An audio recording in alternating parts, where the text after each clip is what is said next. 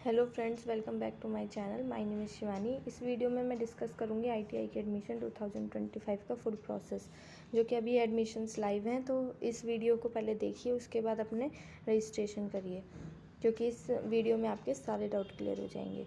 तो चलिए स्टार्ट करते हैं प्रोस्पेक्टस 2025 से।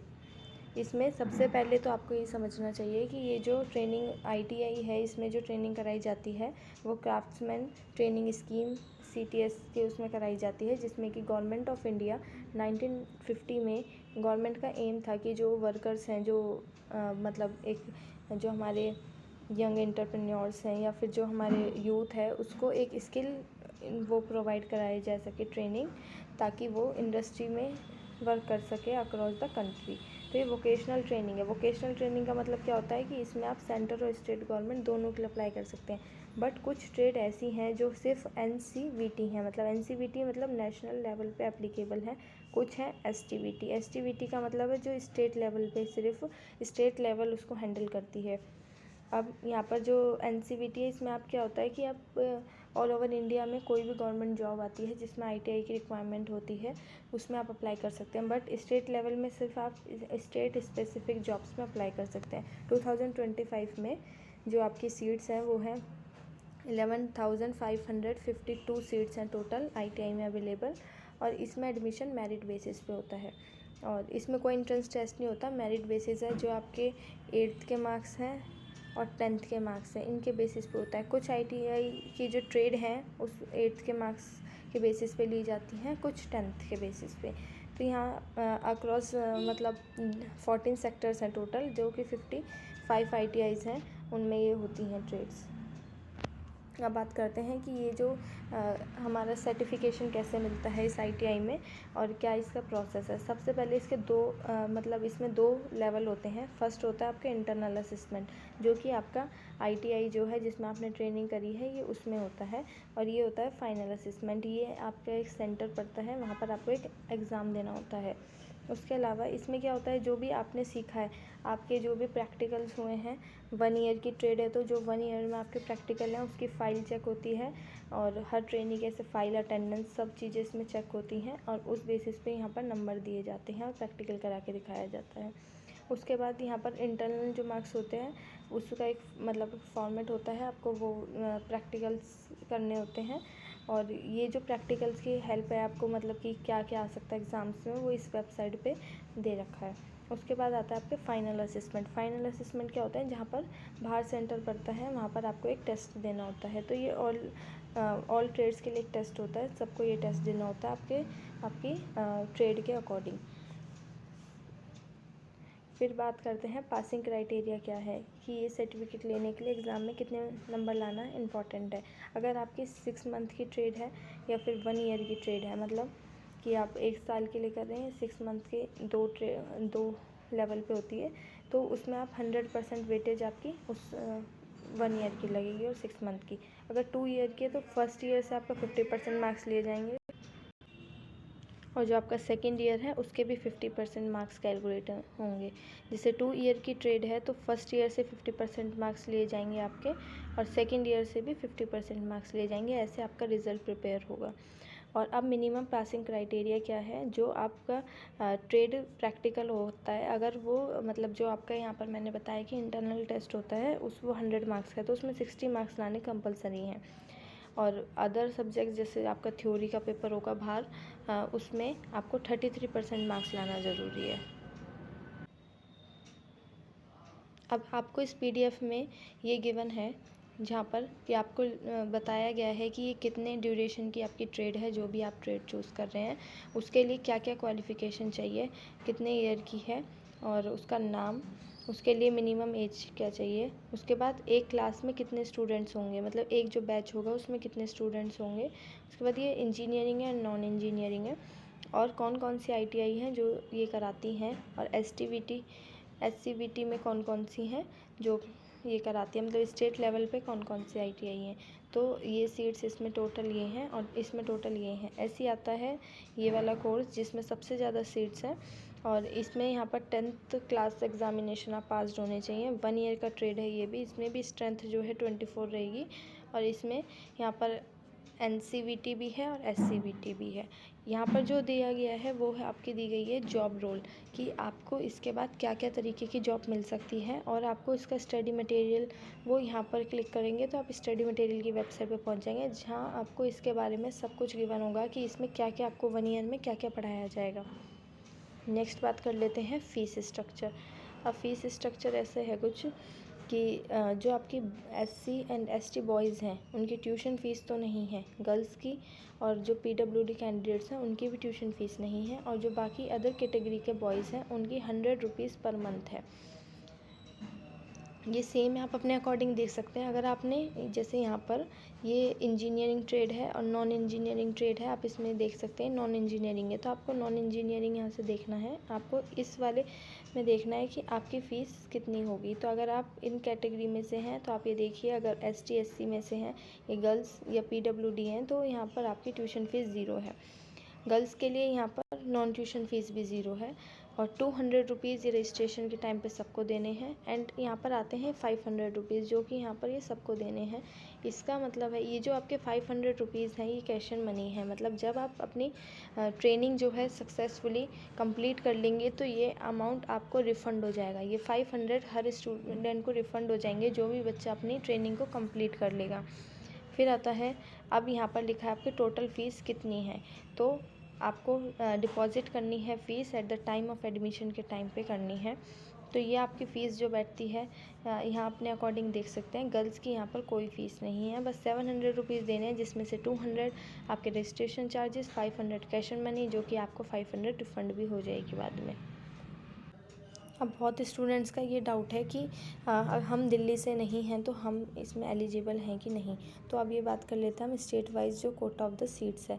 जो दिल्ली के स्कूल से बच्चे क्वालिफाई करे हैं अपने 10th को, वो 90% स्टूडेंट्स इसमें अप्लाई करें, मतलब उसमें 90% सीट्स उनके लिए रिज़र्व है। जो अदर स्टेट्स के स्कूल से जिन्होंने क्वालिफाई किया है वो 9% है, एंड जो जम्मू एंड कश्मीर के माइग्रेंट्स हैं वो 1% है। फिर आता है इसमें आप और भी जैसे रिज़र्वेशन है। अब यहाँ पर आता है कि जो SC हैं, ST हैं एंड OBC हैं उनके लिए ये मतलब पहले से ही सीट फिक्स है, और EWS के लिए 10%। यहाँ पर फीमेल कैंडिडेट्स के लिए 30%, जिसमें फ़ीमेल जो ITI हैं उसमें तो 100% सीट फीमेल की है, बट जिसमें बॉयज़ गर्ल्स दोनों हैं उसमें से 30% सीट गर्ल्स के लिए रिज़र्व्ड है। अब बात कर लेते हैं कि आपका जो ये ST SC and OBC certificate कौन सा आपको लगाना है। फर्स्ट, अगर आप कैंडिडेट हैं जिसने दिल्ली कैटेगरी के कैंडिडेट हैं, मतलब आप ST SC एंड OBC हैं दिल्ली में, तो आपका जो सर्टिफिकेट है वो दिल्ली का ही होना चाहिए, जो कि दिल्ली गवर्नमेंट ने इशू किया हो। अब बात करते हैं, अगर आप दूसरी स्टेट से हैं, आप दूसरी स्टेट से अपने एग्ज़ाम्स क्लियर करे हैं और आप दिल्ली के आपके पास दिल्ली का कास्ट सर्टिफिकेट है, तो आपका जो सर्टिफिकेट वो वाला वैलिड होगा जो दिल्ली की गवर्नमेंट ने इशू करा है। अगर आपने जो क्वालिफाइंग स्टेट है, मतलब आपने अपनी जो 10th है वो दिल्ली के बाहर से करी है, बट जो आपके पास कास्ट सर्टिफिकेट है वो आपके दिल्ली का होगा, तो ही आप इसमें अप्लाई कर सकते हैं। फिर आता है जो कि स्टूडेंट दूसरी मतलब हैविंग दिल्ली क्वालिफाइंग स्टेट, जिन्होंने दिल्ली में ही करी है अपनी क्वालिफ़िकेशन, बट दूसरी स्टेट का उनके पास कास्ट सर्टिफिकेट है, तो वो जनरल दिल्ली के जनरल कैंडिडेट के लिए कंसीडर किए जाएंगे, उनकी कैटेगरी एप्लीकेबल नहीं होगी इसमें।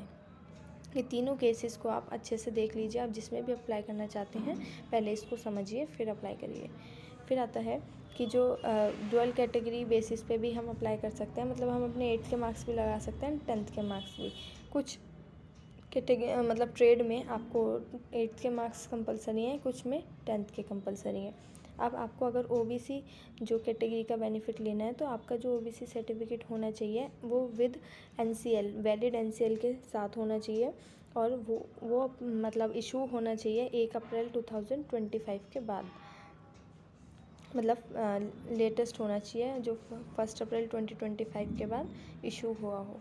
फिर आते हैं डॉक्यूमेंट्स क्या क्या चाहिए। जब आप एडमिशन के टाइम पे आपको एक फिज़िकल फिटनेस सर्टिफिकेट चाहिए होगा, तो जब आप वहाँ पर विज़िट करेंगे तो आपको ये एक मेडिकल सर्टिफिकेट होगा, ये डॉक्टर से साइन करा के मेडिकल प्रैक्टिशनर से साइन कराना है। इसका फॉर्मेट एनेक्सर 1 में गिवन है। आपको एडमिशन के टाइम पे ये कैंडिडेट को लेके जाना है। फिर आता है डॉक्यूमेंट्स क्या क्या रिक्वायर्ड है हम रजिस्ट्रेशन के टाइम पे। तो रजिस्ट्रेशन के टाइम पे जब अपलोड करनी है आपको स्कैन कॉपीज़ करनी है। ओरिजिनल डॉक्यूमेंट PDF फॉर्मेट में करने हैं, मतलब कि आपको जो ओरिजिनल आपका आधार कार्ड है उसकी फ़ोटो क्लिक करके वो अपलोड करनी है। अब उसका साइज़ क्या होगा ये पढ़ लेते हैं। और जो आपको फ़ोटोग्राफ अपनी फ़ोटो अपलोड करनी है वो JPG फॉर्मेट में होनी चाहिए। अब PDF का साइज़ है आपका 50 KB से 200 KB तक। और जो आपकी JPG है इसका फॉर्मेट हम आगे देखेंगे अभी। अब ये जो आपकी स्कैन कॉपीज़ होनी चाहिए, मतलब जो आपने स्कैन किया होना चाहिए, अपने फ़ोन से स्कैन करना है, वो ओरिजिनल डॉक्यूमेंट को करना है। कोई भी फ़ोटो कॉपी नहीं होनी चाहिए, वो एक्सेप्टेबल नहीं है।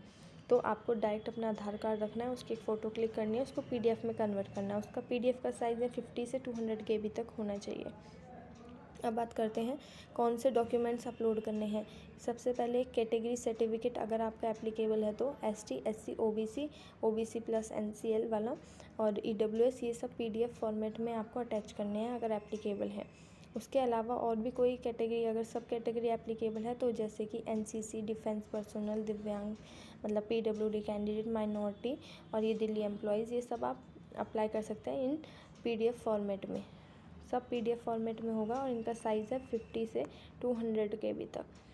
और यहाँ पर आपको दे रखा है अगर आप कोई से एप्लीकेबल है इन सर्टिफिकेट में तो ये भी आप PDF फॉर्मेट में लगा सकते हैं। फिर बात करते हैं एजुकेशन सर्टिफिकेट कौन से लगेंगे। 10th की जो आपकी मार्कशीट है या सर्टिफिकेट है दोनों में से कोई भी चलेगा। बस उसमें date of birth, school location, आपके जो मार्क्स मैक्सिमम मार्क्स ये सब उसमें शो होने चाहिए। आपके पास मार्कशीट है वो लगाइए क्योंकि उसमें मैक्सिमम मार्क्स ये सब चीज़ें गिवन होती हैं और डेट ऑफ बर्थ भी ध्यान रखिए उसमें गिवन होनी चाहिए। अगर वो दोनों हैं आपके पास मार्कशीट प्लस सर्टिफिकेट है तो आप दोनों को एक PDF में अपलोड कर दीजिए। फिर आता है 8th क्लास के लिए भी आपको सेम यही अप्लाई करना है। आप ये 8th क्लास के लिए कुछ स्टेट हैं ऐसी जिसमें 8th क्लास एलिजिबिलिटी मांगी गई है तो उसमें अप्लाई करना है। अगर आप 8th क्लास का नहीं फिल करते हैं तो आपकी जो रैंक बनेगी वो 10th के बेसिस पे ही बनेगी। और फिर आता है एक आपको सर्टिफिकेट देना है। अगर आप 8th का अप्लाई कर रहे हैं तो आपको एक सर्टिफिकेट लगाना है जो कि प्रिंसिपल से सिग्नेचर होने चाहिए, जिसमें जब आप 8th क्लास के मार्क्स मतलब उसमें सिग्नेचर प्रिंसिपल के होने चाहिए, वो एक सर्टिफिकेट लगेगा अगर आप 8th क्लास का अपलोड कर रहे हैं अपने मार्कशीट या सर्टिफिकेट। फिर आते हैं अंडरटेकिंग बाय कैंडिडेट्स को एक अंडरटेकिंग अपलोड करनी है जो कि कंपलसरी है। ये हैंड रिटन होनी चाहिए, मतलब आपको एक प्लेन पेज लेना है, उस पर अपने हाथों से ये लिखना है सारा, वो कहाँ पर गिवन है पहले उसको भरना है, उसमें साइन करने हैं। और एनेक्सर ये आपका 15 में गिवन है, प्रोस्पेक्टस जो दे रखा है उसमें PDF फॉर्मेट में होगा। ये 20 KB से 200 KB तक ये आपको इसकी PDF बनानी है अंडरटेकिंग की और उसमें अपलोड करनी है। अब बात कर लेते हैं स्टेट वाइज कोटा एप्लीकेबिलिटी कैसे होती है। जब आप फॉर्म फिल करेंगे तो आपको जो रजिस्ट्रेशन फॉर्म में क्या फिल करना है, सबसे पहले ये देखिए क्वालिफाइंग स्टेट, वहाँ पर एक ऑप्शन होगा तो उसमें आपको क्या डालना है, अपनी करेक्ट स्टेट चूज़ करनी है। अगर दिल्ली चूज़ करते हैं क्योंकि आपने अगर दिल्ली स्कूल से अपनी क्वालिफ़िकेशन की है, मतलब 10th और 8th अपनी जो आपने दिल्ली से की है तो आप दिल्ली चूज़ करेंगे। वहाँ पर चूज़ आउटसाइड दिल्ली अगर आपने अपने मतलब जो क्वालिफ़िकेशन है 8th और 10th वो आउटसाइड दिल्ली से करिए। फिर आता है अगर आपने NIOS के स्टूडेंट हैं आप national institute of open schooling से, तो आप अपने स्टेट चूज़ करेंगे जहाँ को मतलब जहाँ आपका स्कूल था, मतलब स्टडी सेंटर था, वो स्टेट आप चूज़ करेंगे। फिर आता है अगर आप फॉर डिस्टेंस और ओपन एजुकेशन स्टूडेंट हैं और वो आपका जो सेंटर है वो दिल्ली था तो आप दिल्ली कोटा में अप्लाई कर पाएंगे। अगर कोई प्रूफ नहीं है उसका कि आप दिल्ली में आपने अपनी 10th और 8th करी है तो आप आउटसाइड दिल्ली वाले कोटा में अप्लाई करेंगे। तो अगर उसमें प्रूफ है कि भाई आप दिल्ली से हैं तो दिल्ली का मतलब ये क्वालिफ़िकेशन दिल्ली की होगी तो ही दिल्ली कोटा में आप अप्लाई कर पाएंगे। फिर आती है फ़ोटोग्राफ, जो मैंने बताया कि आपकी पासपोर्ट साइज़ जो फ़ोटोग्राफ होगी वो किस फॉर्मेट में होगी। सबसे पहले तो कलर फ़ोटो होनी चाहिए और वो स्कैन करनी है आपको। ये 2 फॉर्मेट है JPG एंड JPEG, इस फॉर्मेट में करनी है। इसका साइज़ जो होगा 20 KB से ज़्यादा का होना चाहिए और 50 KB से कम का होना चाहिए। और जो फ़ोटो का डायमेंशन होना चाहिए वो होना चाहिए 5.5 सेंटीमीटर एंड हाइट होनी चाहिए 7.5 सेंटीमीटर।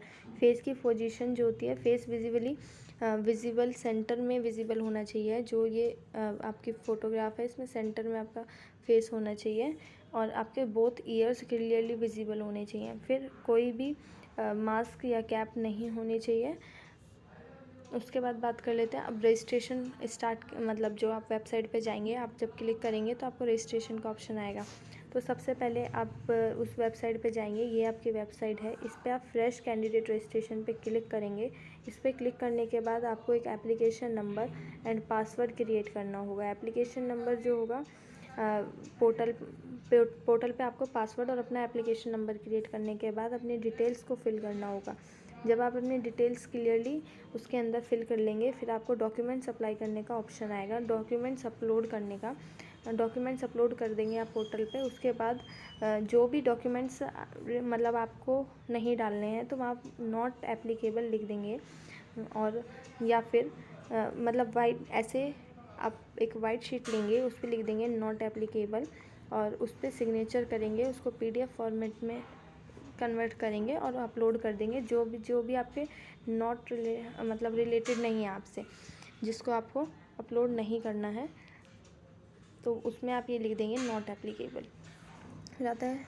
और इफ़ अ सर्टिफिकेट मिसिंग, अगर कोई सर्टिफिकेट मिसिंग है और उसका वैलिड रीज़न है तो एक अंडरटेकिंग होगी। आप एनेक्सर 6 में ये गिवन है प्रोस्पेक्टस में, आप वो अंडरटेकिंग लगा सकते हैं।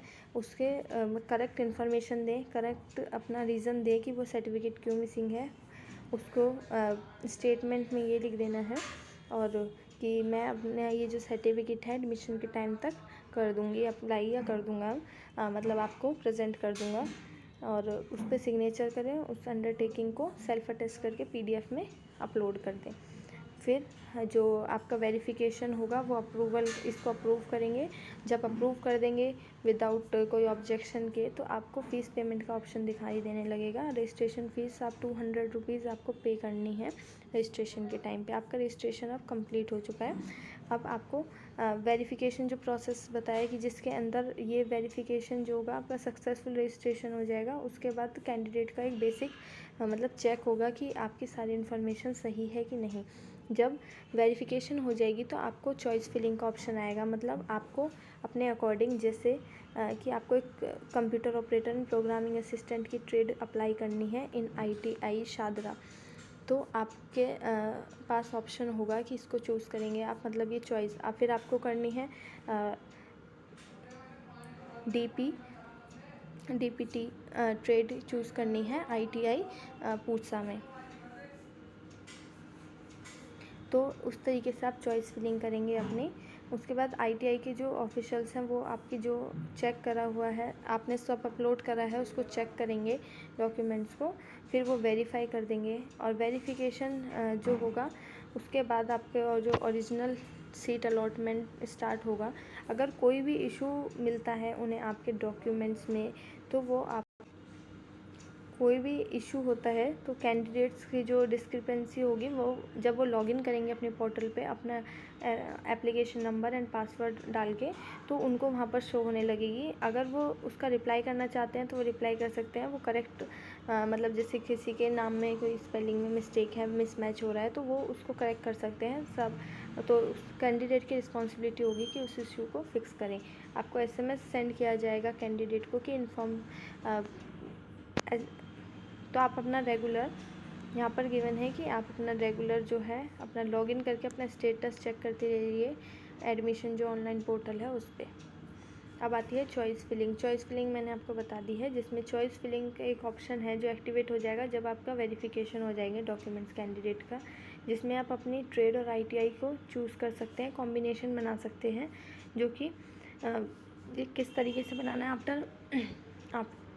आफ्टर वेरिफिकेशन जो कैंडिडेट को अपनी सारी इन्फॉर्मेशन इसमें फिल करनी होगी। और तो वेरिफिकेशन जब हो जाएगी तो कैंडिडेट को अपनी जो ITI और ट्रेड चॉइस है वो सब टाइम से फिल करनी होगी। जो भी आपको टाइम गिवन है वो सब मैं आपको इस चैनल पे बता दूंगी कि अब आपका चॉइस फिलिंग का टाइम आ गया और वो चॉइस फिलिंग कैसे करनी है। तो और यहाँ पर भी ये भी गिवन है कि एक एनेक्सर 11 में आपको गिवन है एक परफॉर्मा, जिसके अंदर आपको अपनी प्रेफरेंस डालनी है कि आप फर्स्ट नंबर पे कौन सी ट्रेड और कौन सी आईटीआई में एडमिशन लेना चाहते हैं। आपको मैप और लोकेशन जो है वो वेबसाइट पे अपलोड मिलेगी। आप अपने रेजिडेंस के अकॉर्डिंग देख लीजिए कि आपके पास कौन सी आईटीआई है, तो उस अकॉर्डिंग अपनी अब जो आपकी ट्रेड प्रेफरेंस है वो फिल करिए। आफ्टर जब आप फिल कर देंगे तो उसके बाद आपको एक वो आएगा लॉक करने का ऑप्शन। जो आपने फिल करी है उसको आप लॉक करना चाहते हैं तो वो चेंज नहीं होगी, वो लॉक हो जाएगी। तो इसलिए ये लॉक वाला ऑप्शन पे तभी क्लिक करिए जब आप कंफर्म हो अपनी चॉइस फिलिंग से। जब आप कंफर्म हो जाएं कि मेरे को ये ट्रेड इस आईटीआई में लेनी है, उसके बाद आप ये लॉक पे फिल कर देंगे। इसका मतलब है आपका फॉर्म कंप्लीट हो चुका है। अब जब आपकी रैंक डिस्प्ले होगी और आपको किस तरीके की आईटीआई, कौन से नंबर की आईटीआई आपको अलॉट होगी, वो सब इसके अकॉर्डिंग ही होगा। जब आप अनलॉक छोड़ देंगे तो वो कुछ लॉक नहीं मानी जाएगी, बट लॉक करने पर ही वो आपकी चॉइस है वो ऑफिसर्स के पास पहुंचेगी। तो फिर वही उसके अकॉर्डिंग आपकी रैंक डिसाइड करेंगे। आता है रैंक जनरेशन एंड आपका ऑब्जेक्शन फिलिंग। अब आपकी रैंक कैसे जनरेट होगी और कोई भी आपका अगर ऑब्जेक्शन आया तो उसको कैसे फिल करना है। अब आपकी काउंसलिंग होगी। काउंसलिंग का मतलब होता है कि अब रैंक डिस्प्ले हो रही है और आपको फर्स्ट राउंड में आपको कौन सी आईटीआई अलॉट की गई है। यहाँ पर एक टेंटेटिव लिस्ट आएगी, जो वहाँ पर लिस्ट दिखाई गई होगी वेबसाइट पे। वहाँ पर आपकी रैंक डिस्प्ले होगी वेबसाइट पे कि इतने स्टूडेंट्स ने अप्लाई किया है, इनकी ये रैंक है, इनके मार्क्स के अकॉर्डिंग 10th में जो भी आपके मार्क्स हैं। ऑब्जेक्शन कोई भी कैंडिडेट की होगी। अगर कोई भी इनकरेक्ट इन्फॉर्मेशन मिलती है वेरीफाइड डाटा में, तो आपको एक ऑप्शन दिया जाएगा। कैंडिडेट को जो है अपनी आईटीआई में विज़िट करना होगा और वहाँ पर एक वेरिफिकेशन स्लिप के साथ उसमें करेक्ट डिटेल्स और सेम प्रूफ आपको लेके जाना होगा, ताकि वो आप ऑब्जेक्शन जो है आपका उसको फिल कर सकें। मतलब जैसे आपके नाम में कुछ आपने गलत स्पेलिंग डाल दी है, बट आपके पास प्रूफ है, आपका मार्कशीट है, आपका आधार कार्ड है कि उसमें आपकी सही स्पेलिंग है, तो आप वहाँ पर लेके जाएंगे उसको और उन्हें दिखा देंगे कि ये देखिए ये मेरे से गलत फिल हो गया था, तो वो सही कर देंगे इसको। फिर आपकी जो फाइनल जो रैंक लिस्ट होगी वो जनरेट होगी। फाइनल रैंक लिस्ट जनरेट होने का मतलब है कि फ्यूचर में जो आपकी वैलिड जो करेक्शन हो चुकी है उसके अकॉर्डिंग आपकी रैंक डिस्प्ले हो रही है। फिर आता है अब ये जो आपका रिज़ल्ट शो होगा काउंसलिंग का, मतलब सीट अलॉटमेंट रिज़ल्ट शो होगा, ये आपके ऑनलाइन एडमिशन पोर्टल पे शो होगा। तो इसको चेक करने के लिए कैंडिडेट को इस पे लॉगिन करना है, इस वेबसाइट पे, इस पोर्टल पे, एडमिशन की पोर्टल पे लॉगिन करना है अपना एप्लीकेशन नंबर और अपना पासवर्ड डाल के। अगर आपको कोई भी सीट अलॉट नहीं होगी तो इसका मतलब है, अगर नो सीट अलॉटमेंट होगा तो इसका मतलब है कि आपको ऑटोमेटिकली पार्टिसिपेट करने का मौका मिलेगा नेक्स्ट राउंड में। मतलब इसमें राउंड होते हैं। फर्स्ट में जिन स्टूडेंट्स को सीट अलॉट हो जाती है उनके पे शो हो जाता है कि आपको ये सीट अलॉट कर दी गई है, और जिनको नो सीट अलॉटमेंट होता है उनका सेकंड राउंड स्टार्ट होता है। मतलब जो आपकी सेकंड प्रेफरेंस होती है, अब वो आपके पास एक ऑप्शन होता है रीशफल करने का, या कोई सी भी आप अपने ट्रेड को डिलीट कर सकते हैं या उसमें ऐड कर सकते हैं। रीशफलिंग का ऑप्शन आता है आपके सेकंड राउंड के लिए, जिसमें कि आप अपने ट्रेड्स को ऊपर नीचे कर सकते हैं और उस हिसाब से फिर आपकी रैंक डिस्प्ले होती है। अब थर्ड नंबर पे आता है ओनली जो सीट जो अलॉटेड होगी कैंडिडेट्स को वही सीट, अब उनके पास एक ऑप्शन होगा। अब जिनको सीट अलॉट हो चुकी है, अब यहाँ पर क्या हुआ कि जब आपकी सीट अलॉटमेंट आया तो दो स्टूडेंट कैटेगरी डिफाइन हो गई, जिसमें कि एक को तो सीट अलॉट हो गई और एक को सीट नहीं अलॉट हुई। जिनको सीट अलॉट हो गई नहीं हुई तो आप सेकेंड राउंड में पहुँच गए, और जिनको अलॉट हो गई है उनके लिए एक ऑप्शन आएगा कि आपको अपग्रेड करना है। मतलब आप इससे सेटिस्फाई नहीं हो इस ट्रेड से, तो आप अपग्रेड करेंगे तो आप सेकेंड राउंड में पार्टिसिपेट करेंगे। अगर आप रिटेन कैंडिडेट, मतलब आप इसको रखना चाहते हैं तो आपको ये वाली को रिटेन करना है कि हम इसको रखना चाहते हैं, तो इसको फ्रीज़ करना चाहते हैं। यहाँ पर एक ऑप्शन होता है फ्रीज़ और अपग्रेडिंग। अपग्रेडिंग का मतलब है कि अब हम अपग्रेड करना चाहते हैं, हमें ये वाली ट्रेड नहीं चाहिए, हम दूसरे राउंड में पार्टिसिपेट करना चाहते हैं। अगर हम इसे फ्रीज़ कर देंगे, फ्रीज़ का मतलब है कि अब हम अपडेट नहीं कर पाएंगे और इसमें हमारा एडमिशन हो चुका है जिस ट्रेड को हमने फ्रीज़ कर दिया है। अब आता है फ्रीजिंग का मतलब मैंने आपको बता दिया है कि कैंडिडेट जो है सेटिस्फाई है, जो कि उसको सीट मिली है, उसका एडमिशन प्रोविजनली वहाँ पर हो चुका होगा। फ्रीजिंग जो फ्रीज सीट है आपकी उस पर। अगर अपग्रेडेशन चाहते हैं आप, तो कैंडिडेट को नेक्स्ट राउंड काउंसलिंग में हायर चॉइस मतलब जो उसकी दूसरी चॉइस होगी वो उसे मिल सकती है।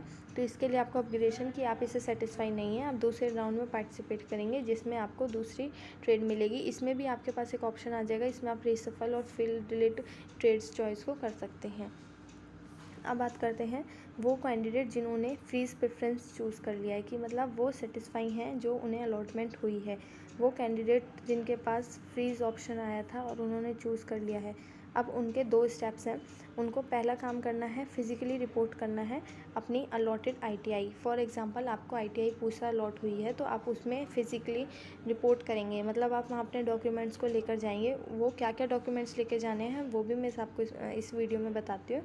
तो आपको उस ITI में जाना है, वो आपको टाइम आपका होगा 9:30 से 4:30 AM तक। इस टाइम के बीच में आपको उस ITI में जाना है।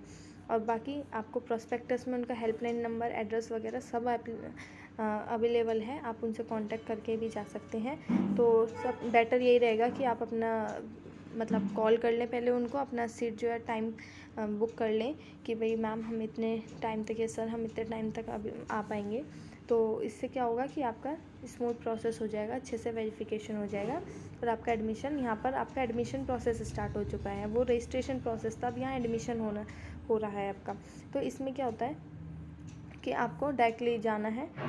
अगर आप विदाउट अपॉइंटमेंट जाते हैं तो फिर आपको ये होगा कि वहाँ पर बहुत भीड़ हो रखी होगी, क्योंकि और भी बच्चों को वो अलॉट हुई होगी वो ITI, तो वहाँ पर बहुत सारे बच्चे आए होंगे। तो इसलिए आप पहले एक बार कॉल कर लें उनको, उनसे कोई इन्फॉर्मेशन ले लें कि किस टाइम वो अवेलेबल है, तो वहाँ पर आप अपने डॉक्यूमेंट्स को लेके पहुँच जाएँ। फिर आपके पास जैसे ही वो आप फिज़िकली अपने रिपोर्ट कर देंगे, मतलब वहाँ अपने डॉक्यूमेंट्स चेक करा लेंगे, तो आपको फिर ऑनलाइन फ़ीस पेमेंट का एक ऑप्शन शो होने लगेगा, जब आपको फ़ीस पेमेंट वहाँ पर करनी है। अब आपको जब फिज़िकली रिपोर्ट करना है ITI में, तो आपको क्या क्या डॉक्यूमेंट्स ले जाने हैं। आपको copy of seat allotment letter, जो आपको सीट अलॉटमेंट लेटर मिला होगा वो लेके जाना है। प्रोविज़नल एडमिशन स्लिप, एक एडमिशन स्लिप मिलेगी आपकी वेबसाइट पे, वो लेके जानी है। अपने सारे ओरिजिनल सर्टिफिकेट्स लेके जाने हैं, जिसमें कि आपका 10th का, 8th का, और आपका जो भी आपने अपलोड करें आपके ST SC और आपका OBC WS सर्टिफिकेट, वो सब लेके जाने हैं। और एक सेट लेके जाना है सेल्फ अटेस्टेड फ़ोटो कॉपीज़ का, ये जो ITI में आपको सबमिट करने हैं। तो ये आपके ओरिजिनल डॉक्यूमेंट्स की फ़ोटो कॉपी होगी, इसमें आपके साइन होंगे हर पेज पे, और ये वहाँ पर ITI में आपको सबमिट करना है। फिर आता है एक मेडिकल फिटनेस सर्टिफिकेट, जो कि मैंने आपको पहले भी बताया था, ये एक मेडिकल प्रैक्टिशनर से साइन करा के लेके जाना है। फिर आता है self attested provision of ragging undertaking भी आपको लेके जानी है। फिर आती है आपकी एक अंडरटेकिंग जो कि हैंड रिटन थी। सेल्फ अटेस्टेड आपको करेक्टर सर्टिफिकेट लेके जाना है। आधार कार्ड, कैंडिडेट अपना आप आधार कार्ड भी लेके जाएंगे। आपको पिक्चर्स, अपनी फ़ोटोज़, पासपोर्ट साइज फ़ोटोज़ लेके जानी है। यहाँ पर 3 गिवन है, बट आप एक्स्ट्रा रख लीजिए। उसके अलावा आपको अपनी फ़ोटोकॉपी ले जानी है पासबुक की, या कैंसिल चेक जिसमें आधार सीड हो और मतलब क्लियरली विजिबल हो आपकी अकाउंट्स डिटेल, ऐसा एक आपको कैंसिल चेक लेके जाना है। या फिर आप फ़ोटोकॉपी ले जा सकते हैं पासबुक की। अब ये जो अंडरटेकिंग है एडमिशन के टाइम पे लेके जानी है, वो ये है। यहाँ पर आपके फादर के सिग्नेचर, यहाँ आपके सिग्नेचर, यहाँ पर आप ब्लॉक नेम, मतलब ब्लॉक लेटर्स में नेम लिखेंगे फादर का, उनका रिलेशन या मदर का। उसके अलावा यहाँ पर अपना नेम लिखेंगे, यहाँ पर आपने को ट्रेड कौन सी मिली और आपका ये रोल नंबर। यहाँ रोल नंबर अभी आपको नहीं अलॉट हुआ है, तो आप यहाँ पर से स्पेस छोड़ दीजिए। फिर आता है आपका ये रैगिंग सर्टिफिकेट है, ये आपको एडमिशन के टाइम पे ले जाना है। इसमें भी आपको यहाँ पर अपने सिग्नेचर करने हैं, यहाँ आपके गार्डियंस के सिग्नेचर होंगे, और ये भी आपको ले जाना है। ये सब जो फॉर्मेट है ये आपको प्रोस्पेक्टस में गिवन है। फिर आता है ये अंडरटेकिंग, जो आपको हैंड रिटन आप मतलब खुद हाथों से लिख के ये अपलोड करनी है। ये वाली जो है अंडरटेकिंग आपको अपलोड करनी है, ये भी ये इसका फॉर्मेट ये है।